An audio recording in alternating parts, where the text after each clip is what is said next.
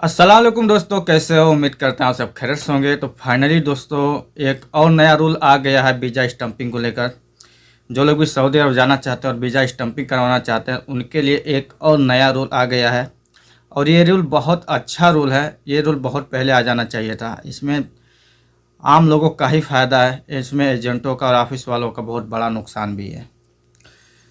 और ये रूल क्या है, क्या चीज़ की ज़रूरत पड़ रही है अभी वीज़ा स्टम्पिंग कराने के लिए, कौन सा पेपर नहीं रहेगा तो आपका वीज़ा स्टम्पिंग नहीं होगा, सारा डिटेल आपको इस वीडियो में मिलने वाला है। तो वीडियो को लास्ट तक जरूर देखिएगा ताकि आपको पूरी जानकारी मिल सके। और वीडियो पसंद आए तो लाइक, शेयर और चैनल को सब्सक्राइब जरूर कीजिएगा। जैसा कि आप लोगों को पता ही है कि जितने भी लोग जाते हैं सऊदी अरब, इंडिया से चाहे कहीं और मुल्क से, जो एजेंट या फिर ऑफिस वाले जो काम बताते हैं, अक्सर वो काम नहीं मिलता है। और अक्सर जो लोग एग्रीमेंट करके जाते हैं, उस एग्रीमेंट के हिसाब से भी उनको काम, सैलरी वगैरह कुछ भी नहीं मिलता है। और इसका मेन कारण यही होता था कि जो ऑफिस वाले होते थे फिर एजेंट होते थे, वो अपने खुद का एग्रीमेंट पेपर बना के देते थे खुद से, ना कि कंपनियां बना कर देती थी। पहले भी एग्रीमेंट पेपर चलता था, लेकिन कंपनियां नहीं बना कर देती थी, ऑफिस वाले ही उसका एग्रीमेंट पेपर बना कर देते थे कि आपका ये काम है, इतना सैलरी मिलेगा, इतना ये होगा।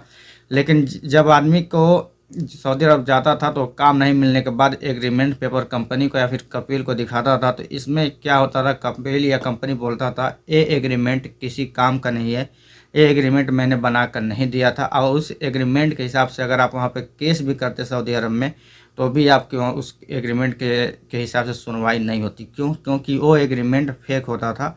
खुद एजेंट और ऑफिस वाले ही उस एग्रीमेंट को बना कर देते थे, जिससे बहुत सारे लोगों को परेशानियां भी होती थी। लेकिन अब तब तक उनका वीज़ा स्टैंपिंग नहीं होगा जब तक एग्रीमेंट बनाकर सऊदी की कंपनियां ना दें। जब सऊदी कंपनी एग्रीमेंट बना कर देगी तो उसी एग्रीमेंट के हिसाब से ही आपको काम भी मिलेगा, और उसी एग्रीमेंट के हिसाब से आपको काम करना होगा, सैलरी भी मिलेगी। वो कंपनियों की जिम्मेदारी आ जाएगी फिर। और ये रूल बहुत अच्छा है। जब तक कंपनियां अपना एग्रीमेंट पेपर बना कर नहीं देगी, तब तक आपका वीज़ा स्टाम्पिंग नहीं किया जाएगा।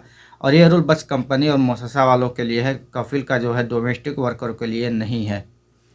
तो बहुत बड़ा अपडेट है, बहुत अच्छा अपडेट है। अगर आप बताएंगे, अभी मेरे पास एग्रीमेंट पेपर है लेकिन मैं अब शो नहीं कर रहा हूँ, अगर आप कहेंगे तो मैं अगला एक वीडियो बनाकर बता दूंगा कि कंपनियों का जो एग्रीमेंट पेपर होता है किस हिसाब से होता है, और वो पेपर असल में दिखता कैसा है, किस तरह से आप पहचानेंगे कि हाँ ये एग्रीमेंट पेपर फेक है या फिर फेक है या फिर रियल है। सब कुछ मैं बताऊंगा। अगर आप लोग कमेंट करते हैं कि भाई हमें भी एग्रीमेंट पेपर पे एक वीडियो बनाओ, जिससे मैं हमें मालूम चल जाए कि एग्रीमेंट पेपर असल में ओरिजिनल एग्रीमेंट पेपर होता कैसा है, तो मैं उस पर अगले दिन ही वीडियो बनाने की कोशिश करूँगा, या फिर हो सकता है आज शाम तक ही मैं उस पर वीडियो अपलोड कर दूँ।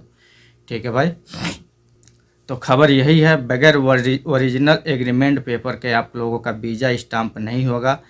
खैर वीज़ा स्टाम्प तो खैर हो जाएगा, ओरिजिनल, और जब कंपनी ओरिजिनल एग्रीमेंट पेपर देगी तो वीज़ा स्टाम्प तो हो जाएगा, लेकिन इसकी भी कोई गारंटी नहीं है कि एजेंट या फिर ऑफिस वाले आपको वो पेपर दें। क्योंकि इस केस में यही हो सकता है कि कंपनियां और एजेंट और ऑफिस वाले आपस में खेल जाएं, मिल जाएं और बोलें कि भाई, कंपनियां बोले कि मैं आपको ओरिजिनल एग्रीमेंट पेपर देता हूं, आप वीज़ा स्टम्प करवाइए, लेकिन वो एग्रीमेंट पेपर आप वर्करों को मत दीजिएगा, क्योंकि वर्करों के पास अगर वो एग्रीमेंट पेपर आया तो हम अपनी मनमानी नहीं कर पाएंगे। तो इस तरह से भी आप लोगों को दिक्कत परेशानी हो सकती है। लेकिन आप लोग डटे रहना कि भाई आपने वीज़ा स्टम्पिंग करवाया है एग्रीमेंट पेपर पे, एग्रीमेंट पेपर से, तो वो एग्रीमेंट पेपर हमें चाहिए।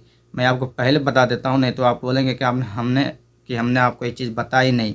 ये हो सकता है कि कंपनियां शोरूम में वीज़ा स्टम्पिंग के लिए आपको एग्रीमेंट पेपर दे दे आपके ऑफिस वाले को, लेकिन आपका ऑफिस वाला कंपनी वाला एग्रीमेंट पेपर जो ओरिजिनल होता है वो ना देकर अपने पास से एग्रीमेंट बना कर दे, तो आपको वो एग्रीमेंट नहीं लेना है। ठीक है। तो फिर कंपनियों का ओरिजिनल एग्रीमेंट और जो ऑफिस वाले का एग्रीमेंट होता है उसमें क्या फ़र्क होता है, मैं इंशाल्लाह जब आप लोग कमेंट करेंगे तो वो चीज़ मैं आपको बताऊंगा, और बिल्कुल रियल तरीके से बताऊंगा, ताकि आप समझ जाएं कि हाँ कौन सा एग्रीमेंट पेपर सही है, कौन सा एग्रीमेंट पेपर ना सही है, ताकि आप सऊदी जाने से पहले अपने ऑफिस वाले से, अपने एजेंट से आप वही एग्रीमेंट पेपर एक्सेप्ट करें जो वो कंपनियों का ओरिजिनल एग्रीमेंट पेपर होता है। ठीक है भाई।